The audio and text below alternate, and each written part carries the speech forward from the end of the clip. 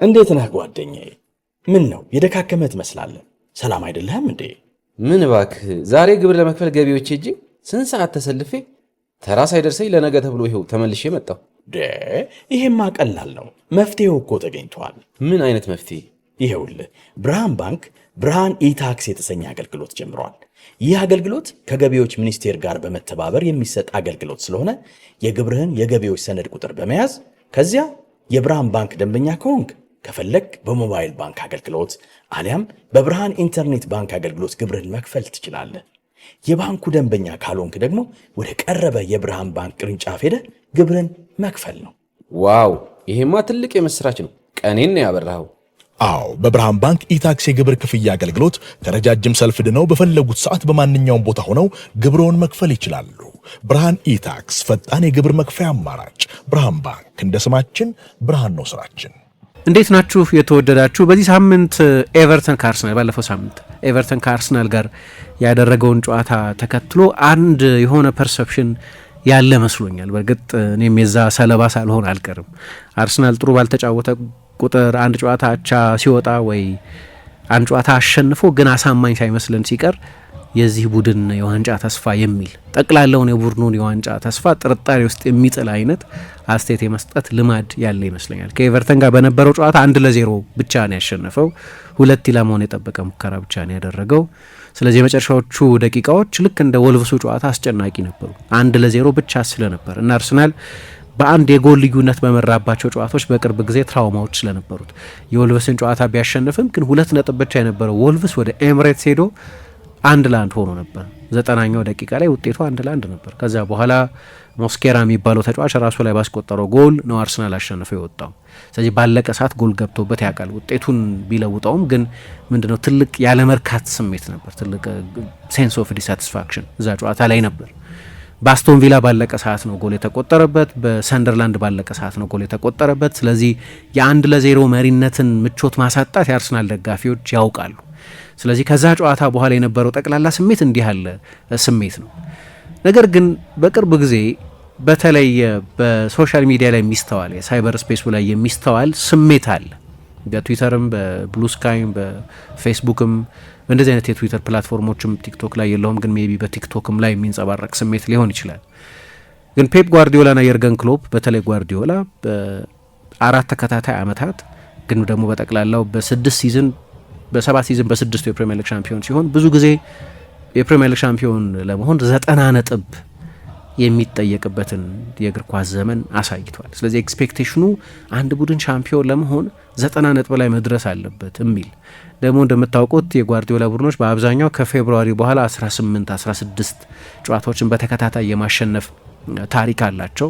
ስለዚህ ፐርፌክት ሲዝን ኦልሞስት ወደ ፐርፌክት የጠጋ ሲዝን የማሳለፍ ግዴታ እንዳለ ይመስላል። ስለዚህ አርሰናል በዚህ የውድድር ዘመን እንግዲህ ያለው ጉዞ የሚገርም ነው። በሁሉም የውድድር ዘመኑ ጨዋታዎች 2 ጊዜ ብቻ ነው የተሸነፈው። 2 ጊዜ ብቻ ነው የተረታው። አንደኛው በአስቶን ቪላ አሁን 10 ተከታታይ ጨዋታዎችን ባሸነፈው እና በሚገርም ፎርም ላይ ባለው አስቶን ቪላ ባለቀ ሰዓት በጨዋታው የመጨረሻ ቅጽበት በተቆጠረ ጎል የተሸነፈው። ከዚያ በፊት በጣም አስደናቂ በሆነው የዶሚኒክ ዞቦዝላይ ጎል በአንፊልድ ነው በሊቨርፑል የተሸነፈው። አለቀ። በእነዚህ 2 ጨዋታዎች ብቻ ነው አርሰናል የተሸነፈው። አሁንም የፕሪሚየር ሊጉ መሪ ነው። በጣም አስቸጋሪ ከሜዳ ውጭ ያደረጋቸው ጨዋታዎች ነበሩ ጉዲሰን ፓርክን ጨምሮ። ምክንያቱም የአርሰናል የጉዲሰን ፓርክ የቅርብ ጊዜ ሬከርድ ጥሩ አይደለም። በኦልትራፎርድ፣ በአንፊልድ፣ በሴንት ጄምስስ ፓርክ እና በሌሎችም በስታንፎርድ ብሪጅ፣ በቪላ ፓርክ በእነዚህ አይነት አስቸጋሪ ስቴዲየሞችም ተጫውቶ ጭምር 2 ጨዋታ ብቻ ነው የተሸነፈው። የፕሪሚየር ሊግ መሪ ነው። የቻምፒየንስ ሊግ የምድቡ መሪ ነው። ሁሉንም የቻምፒየንስ ሊግ ጨዋታዎቹን ያሸነፈ ብቸኛው የአውሮፓ ቡድን ሆኖ በርቀት የፕሪሚየር ሊጉ ምርጡ የተከላካይ መስመር ያለው ነው። ስለዚህ እንደው እንደ ሲዝን ካያችሁት በፕሪሚየር ሊግ፣ በቻምፒየንስ ሊግ፣ በሊግ ካፕ፣ በካራባው ካፕ ፍሎለስ የምትሉት አይነት በቃ ብዙ እንከን ልታወጡበት የሚቸግር አይነት ጉዞ ነው አርሰናል እየተጓዘ ያለው።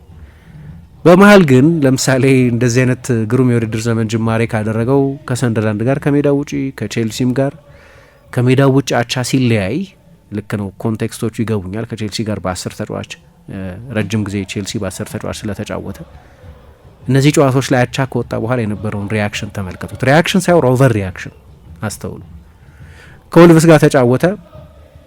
መጨረሻ ላይ ያ ክስተት ተፈጥሯል። አሰልጣኙም ደስተኛ አልነበረም። የቡድኑ ፐርፎርማንስ ጥሩ አልነበረም። ግን አሸንፏል አርሰናል ከጨዋታው በኋላ። ከኤቨርተንም ጋር እንዲሁ ተጫውቶ አሸንፏል። ስለዚህ አቻም ሲወጣ በጠቅላላው በጣም ግሩም የውድድር ዘመን እያሳለፈ ሲያሸንፍም አሳማኝ አይደለም ተብሎ ሲታሰብ ያለው ጥርጣሬ አርሰናልን በተመለከተ በጣም ከፍተኛ ነው።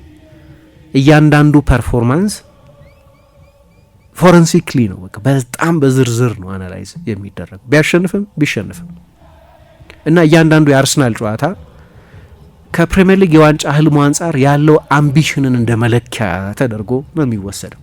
ለእኔ የኤቨርተኑን ጨዋታ መጥቀስ የፈለግኩበት ምክንያት ኤቨርተን በዚህ ጨዋታ ላይ ከረፍት መልስ ባለው ከ5 እስከ 10 ደቂቃ ካልሆነ በስተቀር አርሰናል ላይ አደጋ የፈጠረ አልመሰለኝም። የአርሰናል የጨዋታ ማኔጅመንትም እጅግ የተዋጣለት ነው። የሚሻለው በሰፊ ውጤት ማሸነፍ ነው። 80ኛው ደቂቃ ላይ 82ኛው ደቂቃ ላይ 85ኛው ደቂቃ ላይ ቡድኑ ሲደርስ 2-0 3-0 የሚሆን ሰፋ ያለ ማርጅን ይዞ እየመራ ቢሆን ነው የሚሻለው። ልክ ሲቲ በቀደም ገና 20 ደቂቃ ሳይሆን 2-0 መምራት ጀመረ። ያ የጨዋታውን ውጤት ይወስኗል፣ ጌም ስቴቱን ይወስኗል። ከዚያ በኋላ ነው ዌስትሃም ያንን የመከላከል ቅርጽ ያንን የጨዋታ ፕላን ይዞ መቀጠል ስለማይበጀው ከብሎኩ ይወጣል፣ ከመከላከል ቅርጹ ይወጣል። በ5 ሊከላከል ከሆነ በ5-4-1 በዲፕ ብሎክ ሊከላከል ከሆነ አይሰራም። ላለመውረድ የሚጫወት ቡድን ነው። በተቻለ መጠን ሪስፖንድ ማድረግ አለበት። ጌም ስቴት የሚባለው እሱ ነው፣ ቶሎ ጎል ማስቆጠር እና የተጋጣሚ ቡድን የመከላከል እቅድ ማዛባት ያስፈልጋል። ሁሌ ግን እንደዚህ አይሆንም እና የአርሰናል የበቀደሙ ጨዋታ ውጤት ለሰዎች ስጋት ላይ የጣለ እንደሆነ ይገባኛል። ግን እኔ ለጨዋታው 80% ለሚሆነው ጊዜ አርሰናል ፉሊ ኢን ኮንትሮል ነበር። እንዲያውም ከወልቭስ ጨዋታ በጣም የተለየ ነበር። አሁን የወልቭስ ጨዋታ ላይ ያየሁት አንደኛው ነገር አርሰናል የመጨረሻውን 10 ደቂቃ ገደማ ወልቭስን ወደ ጨዋታው የመሳብ ዝንባሌ ነበር። አርቴታም የማልፈልገው የመከላከል ልማድ ወይም ሀቢት ያለው ለዚህ ነው። አርሰናል በሁለቱ አጋማሽ ስፔሶች ያገኝ አደገኛ ቡድን እንደሆነ በኤቨርተኑ ጨዋታ አይተናል። 2 ጊዜ ብረት መልሶባቸዋል። ድሎች ፈጥረው ነበር። ፒክፎርድ ያዳናቸው ሙከራዎች ነበሩ። ያን ያህል ብዙ ኢላማቸውን የጠበቁ ሙከራዎች ባይሆኑም ግን የትሮሳር ወይም የዙቢሜንዲ ሙከራዎች ጎል የሆኑ ኢንች ነበር የቀራቸው።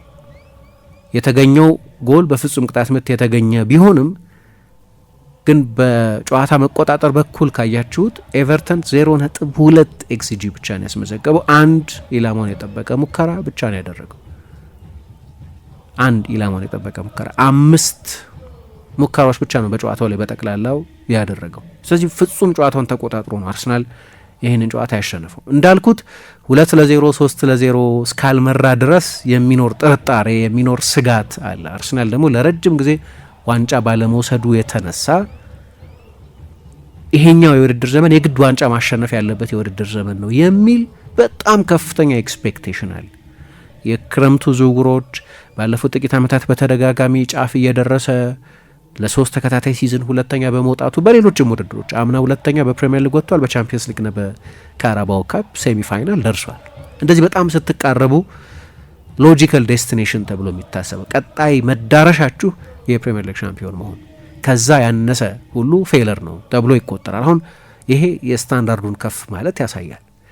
ባለፉት ረጅም ዓመታት አርሰናል በተለይ ወደ ኤምሬትስ ከሄደ በኋላ በስቴዲየሙ ዕዳ ምክንያት በአብዛኛው በየዓመቱ ወሳኝ ተጫዋቾችን በመልቀቁ ምክንያት እና በጠቅላላው የእንግሊዝ እግር ኳስ ላንድስኬፕ በመቀየሩ ምክንያት የማንቸስተር ሲቲ መምጣት፣ የቼልሲ ከፍተኛ ገንዘብ የሚያወጣ ቡድን መሆን፣ የማንቸስተር ዩናይትድም እንደዚሁ ከፍተኛ ኢንቨስት የማድረግ አቅም ያለው የዓለም ለረጅም ጊዜ ምርጡ የኮሜርሻል ፖቴንሻል ያለው ቡድን ሆኖ መቆየት፣ ሌሎቹም ብዙ የሚያወጡ በመኖራቸው የተነሳ ለ7 ለ8 ዓመት አርሰናል ከቶፕ 4 ውጭ ማለምም አይችልም ነበር። በእርግጥ ለዋንጫ የተፎካከረባቸው አንዳንድ ሲዝኖች ነበሩ። ለቻምፒየንስ ሊግ ሴሚ ፋይናል የደረሰባቸው፣ ለሌሎች የካፕ ፋይናሎች የደረሰባቸው ሲዝኖች ነበሩ።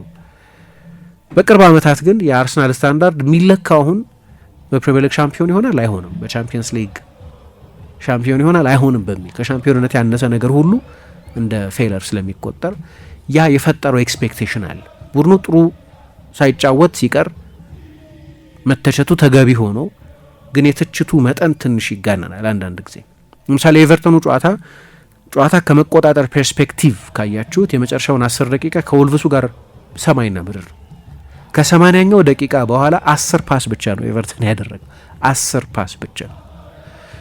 እንደዚህ አይነት በጣም በሳል የሆነ የጨዋታ ኮንትሮል የበሳል ቡድኖች መገለጫ ተደርጎ ነበር ለወትሮ የሚገለጸው። የጆዜ ሞሪኞ ቼልሲ በ2004-5 የውድድር ዘመን የፕሪሚየር ሊግ ሻምፒዮን ሲሆን ካልተሳሳትኩ 9 ጨዋታ 1-0 ነው ያሸነፈው። ሌላ ጊዜ ቢሆን ለሌሎች ቡድኖች ቢሆን ይሄ የሻምፒዮን ቡድኖች ላይ የሚታይ ሬዞሉት የሆነ ጠንካራ ጠጣር ፐርፎርማንስ እና በጣም የሚያስደንቅ የመከላከል ቁጥጥር ነው ተብሎ ይደነቅ ነበር። እና በቅርብ ጊዜ የአርሰናል ተጫዋቾች ከለመዱት ውጪ የመከላከል ስህተቶች ይሰሩ ስለነበር ጨዋታዎች ከአርቴታ ፍላጎት አንጻር ብዙ ጊዜ ከጫፍ ጫፍ ኢንቱ ኢንድ መሆን ጀምረው ነበር። የአርሰናል ሳጥን ውስጥም ብዙ ትርምስ እናይ ነበር። ይሄኛው ጨዋታ ግን ለእንደዚህ አይነት ፓኒክ ትክክለኛው ጨዋታ አይመስለኝም። አርሰናል ጨዋታውን የተቆጣጠረበት መንገድ በእኔ እምነት፣ ጨዋታውን ማኔጅ ያደረገበት መንገድ በእኔ እምነት በጣም በጣም አስደናቂ ነበር። ስለዚህ ከኮንትሮል ከማድረግ አንጻር ሳጥን እንዲከላከል አይደለም አርቴታ የፈለገው ባለፈው።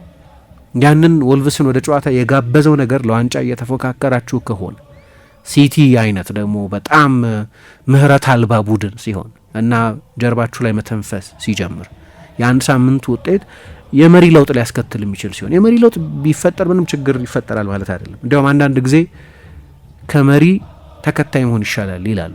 ፕሬሸሩ ሁልጊዜ መሪው ላይ ስለሆነ ያለው የሆነ ሳምንት ላይ ሲቲ መሪ ቢሆን ፕሪሚየር ሊጉ በቃ ማለት አይደለም። መሪዎች ይለዋወጣሉ በሲዝን ውስጥ። እንዲያውም አንዳንድ ጊዜ ለአርሰናል መሪ መሆን በጣም አንኮንፈርተብል ቦታ ይመስለኛል። ታስታውሳላችሁ በ2022-23 የውድድር ዘመን 250 ቀን የፕሪሚየር ሊግ መሪ ነበር። በ2023-24 የውድድር ዘመንም እስከዛ የአስቶን ቪላ ጨዋታ ድረስ አርሰናል መሪ ነበር እና መሪነት ይዞት የሚመጣው ጣጣም አለ። መሪ መሆንን የሚጠላ የለም። እንደ አምናው እንደ ሊቨርፑል ወይ ብዙ ጊዜ ሲቲ እንደሚያደርገው በቶሎ ሰፊ ማርጅን ፈጥራችሁ መምራት ብትጀምሩ በጣም ጥሩ ፕሬሸር እንዳይኖር። ግን መሪ መሆን ሁልጊዜ አብሮት ይዞት የሚመጣው ጣጣ አለ። በየሳምንቱ ፕሬሸር ያለው መሪው ላይ ነው፣ ከኋላ እየተመጣብህ ነው የሚል መልእክት ስለሚያስተላልፍ አሁን አርሰናል እዛ ፖዚሽን ላይ ነው ያለው። አሁን በ7 ነጥብ በ6 ነጥብ ይመራ በነበረበት ጊዜ ማርጅን ነበረው። አሁን በተለያዩ ምክንያቶች የነጥብ ልዩነት ጠቧል። በሲዝኑ መሀል ሊያጋጥም የሚችል ነገር ነው እሱ። ግን ያቺን የ1-0 መሪነት ፕሪዘርቭ ለማድረግ በነበረ ፍላጎት የተነሳ ከዛ የወልቭስ ቡድን ጋር በጣም ደካማ ከሆነው የወልቭስ ቡድን ጋር ደግሞ በድጋሚ በዚህ ሳምንት ከተሸነፈውና መጥፎ ሪካርዶችን እያሻሻለ ካለው ቡድን ጋር ያለ ኳስ ለመከላከል ሞከረ። በወልቭስ ሜዳ ነው ጨዋታው መቀጠል የነበረበት፣ ከኳስ ጋር ነው ጨዋታው መቀጠል የነበረበት። አርቴታ በጣም የተበሳጨው ከዚያ በኋላም በሰማናቸው አንዳንድ ስቶሪዎች ላይ አርሰናል ተጫዋቾች መልበሻ ክፍል ውስጥ የሆነ ዲሳቲስፋክሽን ነበራቸው ሲባል የሰማ ነው። አርሰናል በጣም ኤጂ የሆነ ፓሲቭ የሆነ መከላከል፣ የጭንቀት መከላከል ስለነበር የኤቨርተኑ ጨዋታ ላይ እኔ ውጤቱ ካልሆነ በስተቀር 1-0 እስከሆነ ድረስ አንድ የቆመ ኳስ፣ አንድ የተጫዋች ስህተት፣ አንድ ከሩቅ የሚቆጠር ጎል፣ አንድ ሞመንት የጨዋታውን ውጤት ሊቀይረው ይችላል የሚለው ስጋት እንዳለ ሆኖ እሱን እረዳዋለሁ። በጣም ትክክለኛ ስሜትም ይመስለኛል። ለዋንጫ እየተጓዘ ያለ ለረጅም ጊዜ ደግሞ የፕሪሚየር ሊግ ሻምፒዮን ያለ ነው ቡድን ስለሆነ ያ ይዞት የሚመጣው ቴንሽን የዚህኛው የውድድር ዘመን ኤክስፔክቴሽን ይዞት የሚመጣው ቴንሽን ስላለ በደጋፊዎች በኩል ያ ስሜት መኖሩን እረዳል። ግን ከዛ አይነት ስሜት ውጭ አሁን ስለ ስሜት ነው እያወራ ያለው። ስለ ፐርፎርማንስ ግን ካወራችሁ እኔ ከ80ኛው ደቂቃ አርቢትሩ የጨመሩት ጊዜ እስኪያበቃ ድረስ ባለው ጊዜ ኤቨርተን ጎል ሊያስቆጠር ይችላል የሚል ስሜት አልተሰማኝም። በእርግጥ አንዳንድ ጠቃሚ ተጫዋቾችን አልያዘም። በአፍሪካ ዋንጫው ምክንያት እንደ ኢሊማን እንዲያይ አይነት በጣም ወሳኝ ተጫዋች ኬርናን ዲዮዝብሪ ሆል አልነበረም፣ ሌሎችም ተጫዋቾች አልነበሯቸውም። እሱ በጣም ማጥቃቱን ጎርቶባቸው እንደሆነ እገነዘባለሁ። ግን ሜዳ ውስጥ በነበሩ ተጫዋቾች ግን ኤቨርተን ችግር እየፈጠረ አልነበር። የመጨረሻውን 15 ደቂቃ ካያችሁ ከ80ኛው ደቂቃ በኋላ የተጨመረውን ሰዓት ጨምሮ ማለት ነው አርሰናል 76 ፓስ የተጠናቀቁ ፓሶች ሲያደርግ ኤቨርተን 80 ፓስ ብቻ ነው ያደረገው እና ሙከራ አላደረገም። አሁን ትልቁ ጥያቄ ለእኔ እንዲያውም ከሱ በላይ የማጥቃት አምቢሽን ጉዳይ ነው። ዋንጫ የሚወስዱ ቡድኖች በቅርብ ዓመታት እግር ኳስ እያሳየን ያለው ነገር የበለጠ ደፋር የሆኑ ቡድኖች፣ የበለጠ ቶሎ ጨዋታ የሚጨርሱ ቡድኖች ናቸው። የጓርዲዮላ ቡድኖች በመከላከል ደካሞች አልነበሩም፣ ግን ሻምፒዮን ያደረጋቸው ዋንጫ መውሰድ ደረጃ ላይ የሚያደርሳቸው የነበረው ብዙ ጎል ማስቆጠር ነው። አሁን አርሰናል 31 ጎል ነው ያስቆጠረው፣ ሲቲ 41 ጎል ነው ያስቆጠረው። 10 ጎል የ10 ጎል ስዊንግ በጣም ከፍተኛ ነው። በፕሪሚየር ሊግ ምርጡ ዲፌንስ አርሰናል ያለው እሱ ላይ ጥያቄ የለንም። ነገር ግን በጎል ልዩነት የሚሻለው ሲቲ ነው፣ ምክንያቱም የበለጠ ጎል ስለሚያስቆጥር። በጎል ልዩነት ሲቲ 25 የጎል ልዩነት አለው፣ አርሰናል 21 የጎል ልዩነት አለው። አርሰናል ከሲቲ አንጻር በ6 ያነሰ ቢቆጠርበትም በ10 የበለጠ ግን ጎል ሲቲ ያስቆጥራል። ስለዚህ የበለጠ ጎል ማስቆጠር አለበት። ይሄ ለእኔ ባለፈው አመት በተለይ በአርሰናል በሊቨርፑል መካከል የነበረው ትልቁ ልዩነት አርሰናል ስቲል ቤስት ዲፌንስ ነበር። ከሊቨርፑል እኩል ነው ጨዋታ የተሸነፈው፣ ግን የሊቨርፑልን ያህል ጎሎች አላስቆጠረም። በ17 ጎሎች ያነሰ ነበር። ጎሎች ማስቆጠር አለበት፣ ይገባኛል። የበለጠ ጎሎች ማስቆጠር አለበት፣ ግን ደግሞ የ1-0 ፐርፎርማንስም መናቅ የለበትም። ብዙ የ1-0 ድሎች ስላልነበሩት፣ ብዙ አቻዎች ስለነበሩት ከሆኑ ብዙ 1-1ዶች፣ ብዙ 2-2 ውጤቶች ስለነበሩት ነው አርሰናል የፕሪሚየር ሊግ ሻምፒዮን ያልሆነ። ግን ጠቅላላውን ኮንቴክስት ደግሞ መሳት አያስፈልግም። ዝም ብሎ ወደ ፓኒክ መሄድም ደግሞ የሚያስፈልግ አይመስለኝም። ሰዎች ቶሎ ይበሳጩ ይሆናል። ሳይበር ስፔሱ ላይ ደግሞ ትዊተር ላይ፣ ፌስቡክ ላይ፣ ሌሎች የሶሻል ሚዲያ ፕላትፎርሞችም ላይ ያለው ስሜት ብዙ ጊዜ ምን ይባላል ከቴራሱ ይለያል ይባላል። ስቴዲየም ውስጥ ካሉት ደጋፊዎች ይለያል። እና ይሄ አይነት ስሜት ደግሞ ተጫዋቾች ሶሻል ሚዲያ ላይ ያሉ አይደለም። ስለዚህ ያንን አይነት ኮሌክቲቭ ፓኒክ መጋራት ይጀምራሉ እና ምናልባት የተጫዋቾቹ አእምሮም ላይ ችግር ሊፈጥር ይችላል። ግን እንደ ፎርም ካያችሁት ያለፉትን 8 ጨዋታዎች ውሰዱ። አርሰናል 6 አሸንፏል፣ 1 አቻ ወጥቷል፣ 1 ተሸንፏል። በእነዚህ 8 ጨዋታዎች 16 ጎሎች አስቆጥሯል፣ 6 ብቻ ነው የተቆጠረበት። የፕሪሚየር ሊግ መሪ ነው፣ የቻምፒየንስ ሊግ መሪ ነው። በዚህ የውድድር ዘመን በኦልትራፎርድ ተጫውቷል፣ በስታንፎርድ ብሪጅ ተጫውቷል፣ በአንፊልድ ተጫውቷል፣ በሴንት ጄምስስ ፓርክ ተጫውቷል። አሁን ለምሳሌ የተወሰኑትን ጨዋታዎች ልውሰድ። አምና ነጥብ የጣለባቸው ጨዋታዎች በኦልትራፎርድ ነጥብ ጥሎ ነበር፣ ዘንድሮ አሸንፏል። በዌስትሃም በሜዳው ተሸንፎ ነበር፣ ዘንድሮ አሸንፏል። በክሪስታል ፓላስ በሜዳው አቻ ወጥቶ ነበር፣ ዘንድሮ አሸንፏል። በፉልሃም ሜዳ ባለፈው የውድድር ዘመን አቻ ወጥቶ ነበር፣ ዘንድሮ አሸንፏል። በኒካስል ሜዳ ተሸንፎ ነበር፣ ዘንድሮ አሸንፏል። በኤቨርተን ሜዳ ተሸንፎ ነበር፣ አቻ ወጥቶ ነበር፣ ዘንድሮ አሸንፏል። ትልልቅ ጨዋታዎች ከሜዳ ውጪ ማድረጉን መዘንጋት የለብንም። ካሌንደሩ በጣም አስቸጋሪ ነበር እና የኤቨርተኑን ጨዋታ በተመለከተ ያለው ጠቅላላ ፐርሰፕሽን ትክክል አልመሰለኝም። አስተማማኝ ድል አይደለም፣ ልክ ነው፣ ግን ደግሞ በጣም የሚያሰጋም ሆኖ አልታየኝም። ጨዋታውን እያየው በነበረበት ጊዜ ዴክላን ራይስ በጨዋታው ላይ በጣም አስደናቂ ነበር። የቀድሞ አሰልጣኙ ናቸው ዴቪድ ሞይስ፣ በሳቸው ፊት ግሩም ብቃት አሳይቷል። በጣም ከፍተኛ የጨዋታ ተሳትፎ ነበረው። ይሄ እንደ ክላሲክ የሳጥን ተጫዋቾች በጣም አስደናቂ ነበር። ብዙ ኳስ ነክቷል፣ 116 ጊዜ ብዙ ፓስ አድርጓል፣ 97 ጊዜ። የሃይ ቮሊዩም ፓሰር ለማይባል ተጫዋች በጣም የሚያስገርም ነው። የማርቲን ኦዴጋርድ በተለይ በሁለታዊ አጋማሽ የነበረ ፎርም እንዲሁ በኔ አስተያየት በጣም ጥሩ ነበር። ምክንያቱም አሁን በተለይ ጨዋታ ኮንትሮል ከማድረግ አንጻር አርቴታም ከጨዋታው መጠናቀቅ በኋላ በተለይ ቨርቲካሊቲው ብዙ አድንቆት ነበር። ኦዴጋርድ ላይ ያለብኝ አንድ ችግር በእኔ አስተያየት በጣም ጥሩ ተጫዋች መሆኑን እቀበልና እንዲያውም ለአርሰናል ከ8 ቁጥሮቹ ሁሉ ቤስት ቱ ዌይ ተጫዋች ነው የምለው እሱን። ቱ ዌይ ማለት በማጥቃቱም በኩል በጣም ጥሩ ነው፣ በመከላከሉም በኩል ጥሩ ነው፣ ፕሬስ በማድረግ በኩል ጥሩ ነው፣ ኦፍ ዘ ቦል በጣም ጥሩ ነው። ስለዚህ በሁለቱ በመከላከልም በማጥቃትም ጊዜ ሁለቱን በማመጣጠን በጣም ጥሩ ነው። ለምሳሌ ኤዜ በጣም ጥሩ ተጫዋች ነው። ኤዜ የሃይ ቮሊዩም ሹተር ነው። ከሳጥን ውጪ ሙከራዎች ያደርጋል፣ ምታታይ ቅጽበቶች መፍጠር ይችላል ምናምን። ግን አንዳንዴ ከኳስ ውጪ ጨዋታ ውስጥ ተሳትፎ አንሶ ታዩታላችሁ። ለዚህ ይመስለኛል አሁን በቅርብ ጊዜ አንዳንድ ጨዋታዎች ላይ አርቴታ ወይ ጨዋታ እንዲጨርሰው አያደርገውም ወይ ከኦዴጋርድ መምጣት በኋላ ኦዴጋርድን በጣም እንደሚወደው እናውቃለን።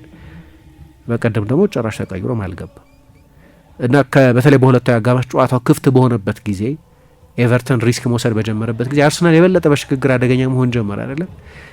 በዛ ጊዜ ኦዴጋርድ የበለጠ ቨርቲካል ፓሶችን መጫወት ጀመረ። ቅድም ያልኩት ኦዴጋርድን በተመለከተ ያለኝ አስተያየት በቂ ሪስኮች ያለመውሰድ አስተያየት፣ የበለጠ የኮንትሮል ኦብሰሽን ያለበት ግን በቀደም በዛ በጣም ጥሩ የነበረ ይመስለኛል። ካላፊዮሪ፣ ቲምበር፣ ሳሊባ ከባክፎሩ መካከል 75% አለ ከጋብርኤል በስተቀር። የእነዚህ 3 ተጫዋቾች መኖር ደግሞ ከኋላ ሶሊድ እንዲሆን አድርጎታል። 0.2 ኤክስጂ በሲዝኑ አርሰናል ከተመዘገቡበት አነስተኛ የኤክስጂ መጠኖች መካከል አንደኛው ነው። ፒየሮ ኢንካፔም ደህና ነው። ትንሽ ፓሶቹ ላይ አንዳንድ ችግሮች አይበታለሁ፣ ኢራቲክ የመሆን ስህተቶች የመስራት። የጄሱስ መመለስም ሌላ አጋጣሚ ሰጥቷቸዋል። በተለይ ደግሞ እንደ ኤቨርተን አይነት በጣም በጥልቅ መከላከል የሚከላከል አይነት ቡድን ሲኖር ከዮኬሬሽ አይነት ዮኬሬሽ የፍጹም ቅጣት ምት ጎሉን ማስቆጠሩ በጣም አስፈላጊ ይመስላል ያለ ኮንፊደንሱን እና በሱ ጎል ማሸነፋቸውም እንደዚሁ አጥቂዎች የሚኖሩት ጎል ለማስቆጠር ነው፣ በጎል ብቻ መዳኘት ባይኖርባቸው። ግን ጄሱስ ደግሞ ሙቭመንቱ በጣም የተለየ ነው። ወደ ሁለቱ ቻናሎች ይወጣል፣ ወደ መሀል ይመለሳል፣ ቴክኒካል ነው፣ ሙቭመንቱ ኃይለኛ ነው። ስለዚህ እንደ ኤቨርተን አይነት በጣም የተደራጀ ዲፕ ብሎክ ያለውን ቡድን ማስከፈት ይችላል። ስለዚህ የእሱም መምጣት ተጨማሪ ጥቅም ይመስለኛል። ሀቨርትዝ እየደረሰ ነው ተብሏል። ጋብርኤል በ2 ሳምንት ውስጥ ይመጣ ይሆናል፣ ምናልባት ለዛ የቪላ ጨዋታ ሳይደርስ አይቀር። በፍጹም ቅጣት ምት ጎል ነው አርሰናል ጨዋታውን ያሸነፈው። 15 የፍጹም ቅጣት ምት ጎሎችን አርሰናል በተከታታይ ያስቆጥሯል። ያለፉትን 15 የፍጹም ቅጣት ምት ጎሎች። ይሄ የፍጹም ቅጣት ምት የእድል ጉዳይ ብቻ አይደለም፣ የእድልም ጉዳይ አይደለም። ለነገሩ የአእምሮ ጉዳይ ነው፣ የነርቭ ጉዳይ ነው። እዚህ ጋር አርቴታን ማድነቅ የሚያስፈልግ ይመስለኛል። ታስተውሉ እንደሆነ ወደ ዩናይትድ ስቴትስ ወይ ወደ ዘንድሮ ደግሞ ወደ እስያ ነበር የሄደው። የፕሪሲዝን ጉዞ በሚያደርግበት ጊዜ አርሰናል ጨዋታ ከተጠናቀቀ በኋላ በኤምሬትስ ካፕም አይተነዋል። ይህንን ውጤቱ ምንም ይሁን ውጤቱ ስላልሆነ ዋናው ነገር የቡድኖች ዝግጅት ስለሆነ ጨዋታ ከተጠናቀቀ በኋላ አርሰናል የሚያሸንፍ ያኛው ቡድን በመለያ ምት ነው የሚለያዩት። ስለዚህ ቡድኑን በውድድር ዘመኑ መሀል ለፍጹም ቅጣት ምቶችም ግን በጥሎ ማለፍ ውድድሮች ላይ መለያ ምት አጋጣሚ ከመጣም ለዛ ለማዘጋጀት ሲል በልምምድ ሜዳ ልምምድ እንደሚሰሩ አውቃለሁ። ግን ተመልካች ባለበት ብዙ ጊዜ ደግሞ 60-70 ሺህ ተመልካች 80 ሺህ ተመልካች በአሜሪካ ስቴዲየሞች ጨዋታ በሚደረጉበት ጊዜ ፕሪሲዝን ጨዋታ ቢሆንም በ80 ሺህ ተመልካች ፊት የፍጹም ቅጣት ምት መሳት አትፈልጉም። ስለዚህ ያንን የፍጹም ቅጣት ምቶችን የመምታት ቴንሽን እንዲለማመዱት ያደርግ ነበር። የዛ ውጤት ይመስለኛል። ቪክቶር ዮኬሬስን ብቻ ነጥለን ካየ ነው በጣም ጥሩ የፍጹም ቅጣት ምት መቺ ነው። ያለፉትን 19 የፍጹም ቅጣት ምቶች መጥቷል። ለየት ያለም ቴክኒክ ነው የሚጠቀመው፣ ኃይል በጣም ይጠቀማል። በስፖርቲንግ ሊዝበንም በነበረበት ጊዜ እንደዚህ አይነት የፍጹም ቅጣት ምት አመታት ልማድ እንደነበረው እናውቅ ነበር። ልክ የሺረር አይነት ፓወር የመጠቀም በቃ ድብን አድርጎ የመምታት ልማድ ይሄ ያለው ተጫዋች ነው። እንደዚህ አይነት የፍጹም ቅጣት ምትን ያስቆጠረው። ግን በጠቅላላው ማለት የፈለግኩት በዚህ ፕሮግራም ላይ የአርሰናል ጥሩ አለመጫወት ሪፈረንደም መሆን ያለበት አይመስለኝም። የሚያስጨንቁ የጨዋታው ምዕራፎች ይኖራሉ፣ ግን እያንዳንዱ ፐርፎርማንስ የግድ 9 ከ10 10 ከ10 መሆን አይጠበቅበትም። እንደዛ መሆን አይችልም።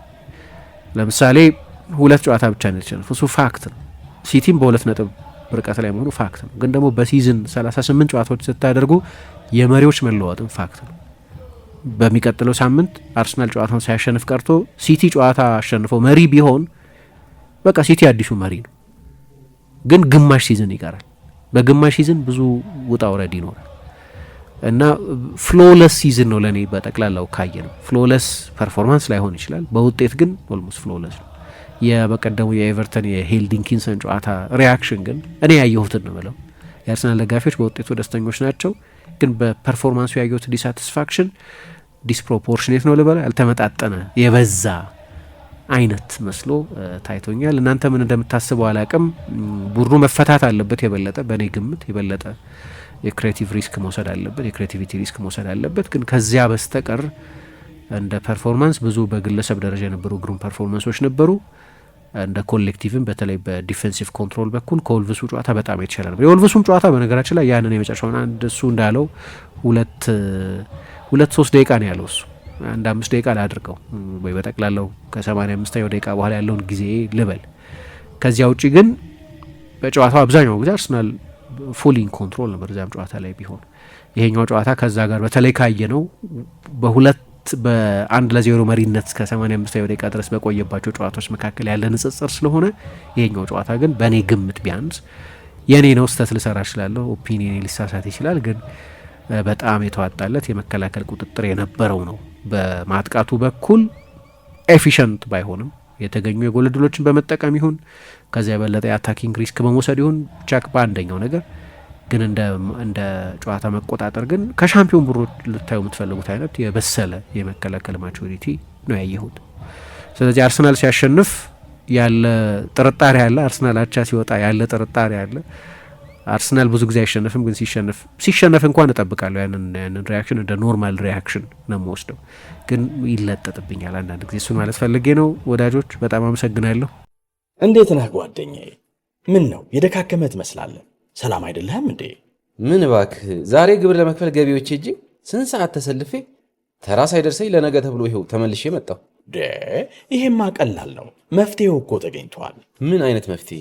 ይኸውልህ ብርሃን ባንክ ብርሃን ኢታክስ የተሰኘ አገልግሎት ጀምሯል።